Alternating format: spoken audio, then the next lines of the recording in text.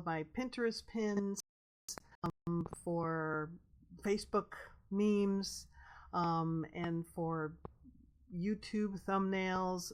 Especially I use it for the covers of my books. So they've just rolled out this new character program, and it's really kind of fun. I think it's not ready for prime time. It's just rolled out today. So there is certainly some improvement that could be made on this. You'll be able to upload an image, take your own picture with a camera. You'll be able to upload an image, which is what I did here. You'll be able to use creations from prior creations that you have made in the past. So if you're working on a kid's book, then you could make your kid's character and then pull it into this program and then start playing with it to hopefully get some consistent character work from it. So let's just walk through it real quick. Once you have some characters established, you'll click on their image and it'll take you to this little workspace. And then it basically just works the same as the Ideogram workspace. You're going to add your image right here. I uploaded an image that I had made in another tool that I use all the time. And I really want to discuss a little bit of the issues that are here on Ideogram. Ideogram and most AI does have a little bit of a struggle, especially if you're an ethnic person. Now it seems that it renders the photorealistic images just fine. So this photorealistic image is fine. And then this one here of me is spot on as well. But you can see that the cartoon characters, it didn't do a very good job. Now these cartoon characters come from this template area. Here's templates. And basically they just give you these templates so that you don't even have to have an excuse to not try the tool. So they've given you some pre-made. All you do is you click on it and then it will pre-fill this information out with the prompt that will put out the information. Now that first one that I did was this one down here. And one of the things I think that's of value, at least for my own work, is that I take images and I add to them. Down here in this corner you can see here, I describe myself and who I am. Let's see, not in that one. I did it here on that one, I'm pretty sure. There we go. So when I'm trying to describe myself, I add in that I'm a 65-year-old African-American woman with long, elaborate dreadlocks and stylish rectangular glasses, or whatever kind of glasses you want. So as long as I prompt that and I put it here in the beginning, then I will frequently get something that looks like me. So when I try to do the cartoon image, I put that information in here in the regular prompt. This is the magic prompt. And you can see it doesn't really look like me. It looks like an African-American woman who's 65 years old who has dreadlocks. Whether it looks like me, no, it doesn't. This one looks like me. This one does not look like me, even though I've added the information. But if I don't add the information, it doesn't look like me at all. The same goes here with their superhero character.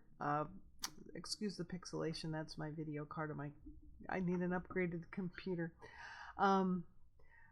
So when I use the cartoon characters, even after I added in my age, it kind of rendered me okay. I'm not exactly happy with that look. But then I took another photorealistic image of me and it came out well. Myself, I have been using something that's free. Ideogram does cost money. Obviously, Ideogram does a lot more things than what I'm going to show you here on this tool. This is called Artflow AI, and it is the program that I have been using for over a year, long before all these other AI programs came out with character consistency. And I use this for all of my images that I have made of myself. And it does a really doggone good job of everything I've ever given it. I do add that information, as I've mentioned. Whenever I make myself, I always add that I'm a 60 or 65-year-old woman with dreadlocks and glasses, because if I don't, then it wants to make me like 20 years old. AI wants to, I don't know, make you look the best that you can, but it makes me look obviously like I'm a child. So if I don't add it, I look like I'm 20 years old. Here's another one here. And also because I'm African American, then that makes a difference too. So even though I've submitted a bunch of images here, it still needs to have that prompt information of my ethnicity to get it correct. Now, what's of value here that I want to bring out is, why are these, again, I'm sorry for the pixelation, that's my computer video card getting ready to die, it looks like. These are of value because what's very popular is Etsy AI photo shoots. Obviously, photographers have made a lot of money with photo shoots, and it costs a lot of money. This one's $55. This one has cut their price from $45 to $11. Now there's only 2,000 of these here, and there's probably multiple offerings from a few different people because it's brand new.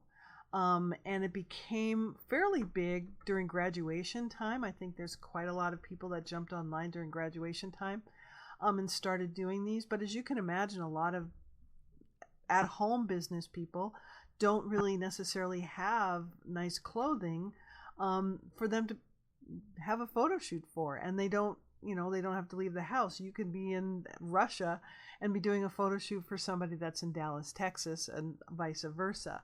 So this really opens the door for you not having to be actually physically with somebody to be able to create these photo shoots. And what is going to help you sell these photo shoots is your ability to show people in a variety of different clothing and settings, and the consistency of the character across those settings. Now here's a hint. If you're going to do these photo shoots, you definitely want to ask the person to give you multiple images of them in multiple poses. So with their face close up, full body shot, all those things. If you can get a person to give you about 20 images from their phone, again, anybody who tells you they don't have images, that's kind of silly, because almost everybody has a cell phone and they can take photos of that, and they can do that. So but this is where a lot of people are doing well right now. This person's kind of lowballing, but most of these are in the $50 range, and I would imagine that you could probably even go higher if you're doing a specialized photo shoot, like for a graduation or a wedding photo shoot, or for headshots for resumes. Things like that. This one here, you get 50 realistic photos of you in 24 hours. So this is how they're setting themselves apart. 50 realistic photos in 24 hours. Most of these other people aren't really saying. This one gets 30. And being able to get them in 24 hours certainly makes a difference. So that is where the money is being made by people using these photo images. So jump on into Ideogram. It'll be here on the side. It'll say character, and you'll just upload an image of yourself. And again, if you have a cell phone, so just take a picture of yourself if you don't already have any photos of you, and just start playing around with that information. And if you wanted to know this other program, it is absolutely free. I've been using this for over a year for all of my images, and that's Artflow AI.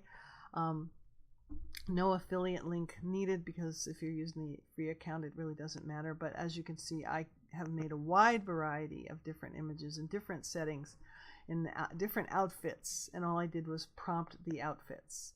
And I have pages of them because I use these to make my my thumbnail images.